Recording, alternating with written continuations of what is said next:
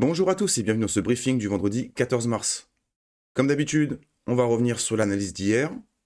Je vais vous donner mon plan pour la journée.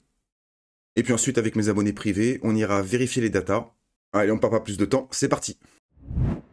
Donc hier matin, quand j'avais fait la vidéo, j'avais ce short en cours. Ici, je me suis un peu fait avoir puisque j'ai décidé de trade stop très rapidement 50% de ma position ABE. Le prix est venu me chercher. J'ai voulu la jouer safe parce que, comme je disais, à 14h30, 13h30, pardon, ça a changé, mais on avait une annonce économique qui aurait pu éventuellement faire bouger le marché. C'est exactement ce qu'on a eu avec cette grosse mèche de liquidité. Et derrière, gros dump de marché, alors que la news était relativement bullish. Je vais en profiter pour faire un peu de ménage sur ma charte graphique. Ça, on est venu récupérer. Tout ça, on est venu récupérer. Donc globalement, sur cette position, il me reste à peu près 35% de ma position. Sur cette position, c'est pas écrit, mais il m'en reste en réalité 50%. Puisqu'ici, j'avais pris TP à 50%. J'ai pas pris profit sous ce plus bas ici, sous cette prise de liquidité, parce que il y avait toujours un monde où on pouvait descendre plus bas, comme j'expliquais hier. Et du coup, l'idée, ça aurait été de, si je me fais invalider et que j'ai une perte complète sur cette position-là, et j'ai toujours ce short où j'aurais pu prendre profit, ce short où j'aurais pu prendre profit, et j'aurais probablement clôturé celui-ci qui m'embête depuis un moment. D'ailleurs, ici, j'ai mon stop qui se situe dans le gap CME, juste au niveau du précédent plus haut, ici, au même titre que celui-ci. Non, celui-ci, il est un petit peu plus bas. Pareil pour ce trade stop final, je ne l'ai pas encore déplacé. Pour l'instant, il est encore à ce niveau-là, mais je pense que je vais le déplacer. Globalement, tous mes stops se situent ici. Pourquoi? Parce que si on vient casser cette zone, ça peut valider un retournement de tendance. Pour l'instant, rien n'est fait. On est sur du contre-tendance. Donc comme j'expliquais dans la vidéo hier, on avait une très bonne zone ici où tenter un rebond. Pourquoi pas même un bottom local. On se méfie parce qu'on a encore un petit pic de liquidation sous la position. J'ai trade stop de manière assez agressive parce qu'il y a toujours un monde où on peut venir chercher cette liquidité-là. Et voire même, je pense que je vais très probablement remonter mon stop ici. Parce que vraiment, si on revient sous ce plus bas ici, ça va commencer à sentir mauvais pour ma position. Donc j'ai tout intérêt à sécuriser ma position.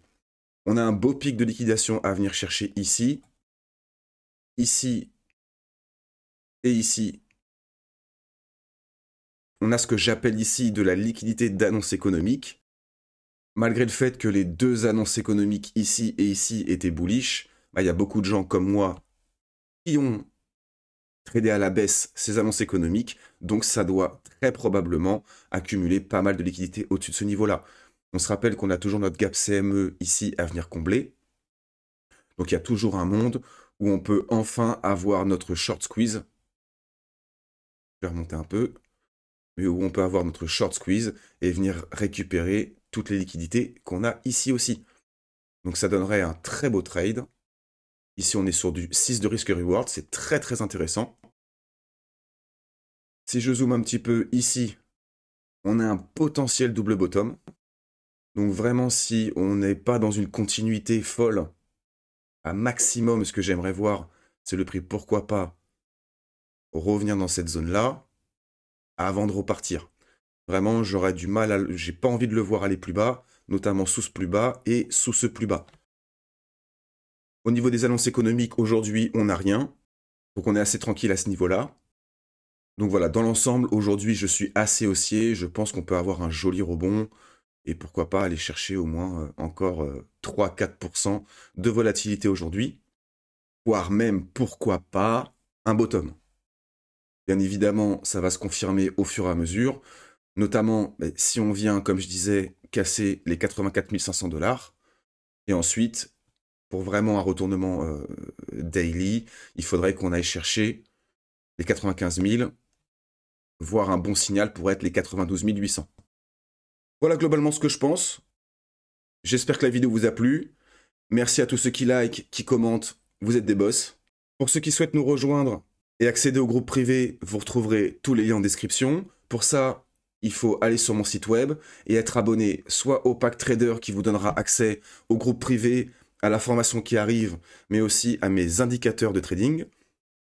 Ou alors le pack Trader Plus qui vous donnera accès à tout ce que je viens de citer, plus mes stratégies automatisées. Vous connaissez ma devise, faites attention à vous sur les marchés. Je vous dis à la prochaine. Ciao!